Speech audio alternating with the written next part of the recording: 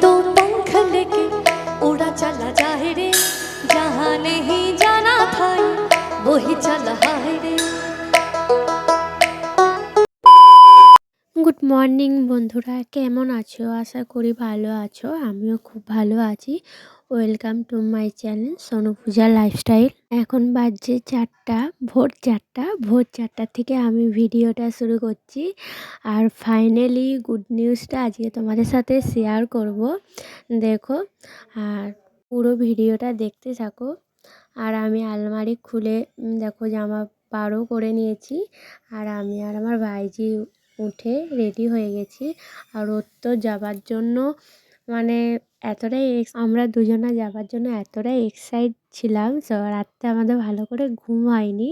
ভোর 4টাতে উঠে আমরা দেখো বেরিয়ে পড়েছি। দেখো অন্ধকার, এখনও ভালো করে সকালও হয়নি। আর আমাদের গাড়িও চলে এসেছে। আর দেখো আমরা ফাইনালি বেরিয়ে গেছি সেই উদ্দেশ্যে। আর হঠাৎ করে কেন এত রাত্রে আমরা বেরিয়ে পড়লাম? কোনো কি দুর্ঘটনা না খুশির খবর আসছে, সেটাই কিছু জানতে হলে তো পুরো ভিডিও দেখতে হবে। আর দেখো এত অন্ধকার, ভোরবেলা ছিল কিন্তু সকাল এখনও হয়নি। আর চারদিকে সব দোকানপাট বন্ধ। আর অন্ধকার আর কুয়াশা পড়ছিল, দারুণ লাগছিল সত্যি। ঠান্ডা ঠান্ডা মৌসুম, অন্ধকার, প্রচুর অন্ধকার। আমরা ভাবতে পারিনি যে এখনও সকাল হবে না। না, এমনি হালকা হালকা সকাল হচ্ছিল, কুয়াশাটা ছিল বলে এই কারণে একটু অন্ধকারটা দেখাচ্ছিল। দেখো আস্তে আস্তে সব পরিষ্কার হয়ে যাচ্ছে। আর এই টাইমে আমরা সব বিছানাতেই থাকি। অনেকজনা দেখছি মর্নিং ওয়াক করতে যাচ্ছে, আর আমরা তো এই টাইমে ঘুমাই। কিন্তু আজকে আমাদেরকে ভোর করে উঠে আসতে হয়েছে সেই উদ্দেশ্যে।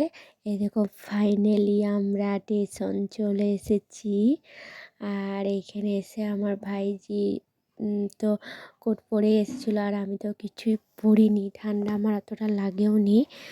আরও বাচ্চা, ওকে তো কিছু পরাতেই হবে, এই কারণেই ওকে একটা জ্যাকেট পরিয়ে নিয়ে এসেছিলাম। আর এ দেখো আস্তে আস্তে আমরা সিঁড়ির থেকে নামছি সেই উদ্দেশ্যে। আমরা স্টেশন আজকে যাচ্ছি। আর এইখানে দেখতেই পাচ্ছ সবাই মর্নিং ওয়াক করছে স্টেশনের মধ্যে, অনেকজনে হাঁটতে আসে। আর আমরা যাচ্ছি দুজনাতে, আরও অনেকজন ছিল যারা ট্রেন ধরবে বলে।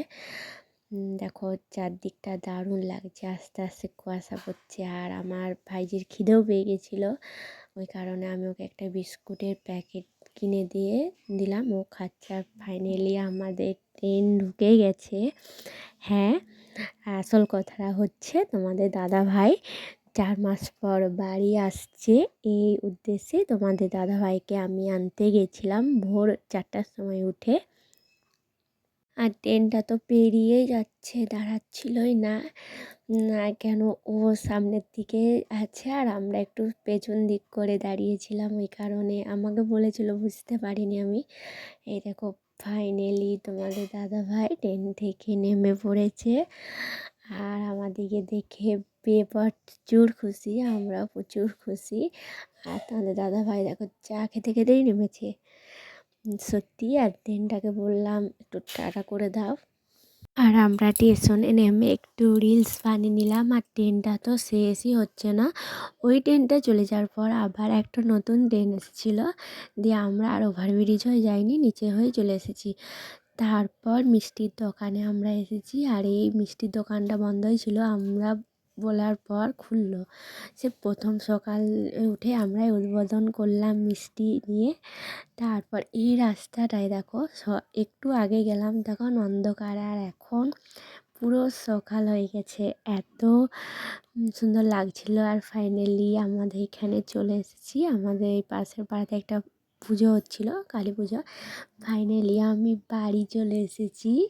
আর এই যে তোমার দাদা ড্রেস বার করছিলাম।